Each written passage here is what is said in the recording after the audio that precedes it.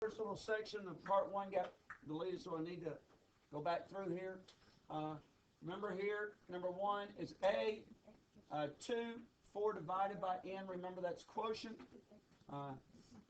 Here in this one, we had to set up 3 divided by 12. Remember that was 312, so that answer was there. Number 5, down through the rest of them. In number 24, I made sure we multiplied by the reciprocal of negative 3/8 is negative 8/3. The quotient of n and 5, that was one that we didn't do so well. N divided by negative 1/2.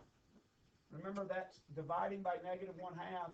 What that really says is negative 2n equals 13. If negative 2n equals negative 13, n is negative 6.5. We have to remember when it says quotient, the quotient of n divided by negative 1/2, dividing by negative 1/2 means we multiply by the reciprocal. We did this conversion. We said 13 kilometers per hour. I tried to remind you that you were going to cancel stuff out, so I needed what 1 hour was on top, because on bottom it was there. 1 hour is how many minutes? 60 minutes, so that goes on there. I also wanted to cancel out 1 kilometer. So 1 kilometer is 1,000 meters. And so now I start canceling things out. I cancel my hours out. I cancel my kilometers out. I'm left with 13 times 1,000 is 13,000 meters per minute. That's 60. So I have to reduce that. So then I do 1,300 divided by 6, and we said that was approximately 216, which is why my answer was 8. Here in number 11, we remembered to do 12x equals 3 times x minus 6. We did the distributive property, so that's what gave me negative 2. Okay, number 12. Number 12 said there are 30 singers in a show.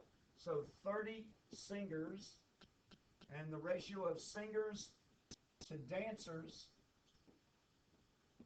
is 5 to 6. So singers to dancers is 5 to 6. How many dancers are there? That's D that we want to know. What process do you use? Cross multiply. Okay, you cross multiply. So 5D equals 180. So D ends up being whatever it is that gives you 180. What is that, 30? No. 36. H, 36. The area of a rectangle. Guys, you need to pay attention to this. The area of a rectangle is 15 square centimeters. 15 square centimeters. Every dimension was multiplied by a scale factor, and the new area was 3.75 square centimeters. Okay, the scale factor is a one-dimensional term. It's a one-dimensional term. So since it's one-dimensional term, then I have to figure out what it would be that I would multiply 15 by to get me down to 3.75. Okay, the scale factor must have been 1/2. Because what would you do to 1/2 if you were comparing areas? You would square it. What's 1/2 squared? Keep trying. What's 1/2 times 1/2? Keep trying. 1/2 times 1/2. 1/4. Guys, 1/2 times 1/2 is 1/4. So take your calculator and do 15 times a fourth. Do 15 times a fourth real quick. Okay, that should give you 3.75. Again, if you think of this logically, guys, look up here at this answer. If you think of this answer logically, you see why it's 1/2. Guys, can I multiply 15 by 4 and get a smaller number? Yeah. Can I multiply 15 by 2 and get a smaller number? Can I multiply 15 by 8 and get a smaller number? No. So every dimension must have been multiplied by a number smaller than those three. Well, the only one that's smaller than it is a half.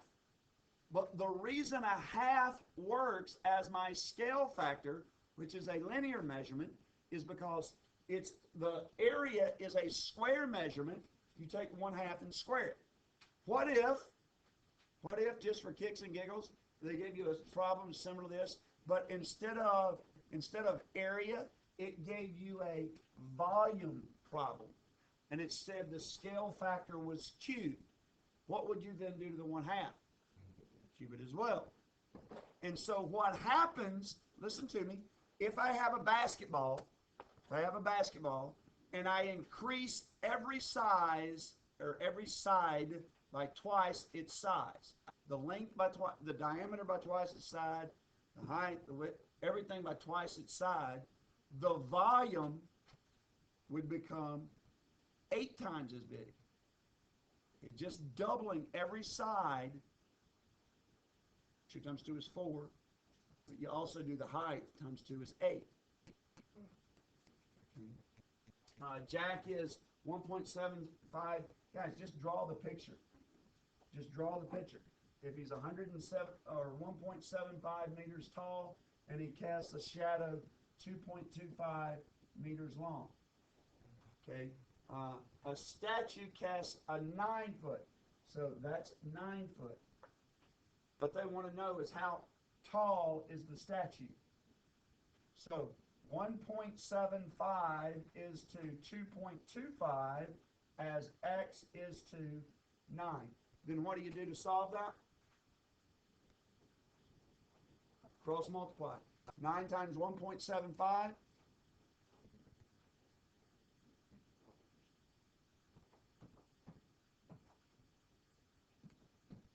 That's 9.175. You're going to have to do this, so I'm going to wait. This is 15.75? So 15.75 equals 2.25x. Then what's next? Divide by 2.25, divide by 2.25, and you get your answer. Okay, now, I'm looking around, I notice that a couple of you, as a calculator, are using your phone. Guys, you will not be able to do that tomorrow. Okay? On any kind of test like that, you're not going to be able to use your phone, not because of anything other than we can't have that your ability to be able to talk with other folks. Okay, so no phones tomorrow. I'll have plenty of calculators if you need one. I would suggest that you bring yours and you use your own.